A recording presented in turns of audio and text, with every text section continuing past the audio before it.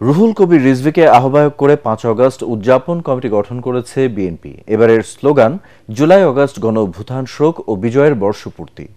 ছাত্র জনতার আত্মত্যাগের মাধ্যমে আওয়ামী শাসনামলের অবসানের দিনটিকে স্মরণ করতে বিএনপির যুগ্ম মহাসচিব রুহুল কবির রিজভীকে আহ্বায়ক ও ঢাকা বিশ্ববিদ্যালয়ের অধ্যাপক মোর্শেদ হাসান খানকে সদস্য সচিব করে জুলাই আগস্ট গণ অভ্যুত্থান শোক ও বিজয়ের বর্ষপূর্তি কমিটি গঠন করা হয়েছে।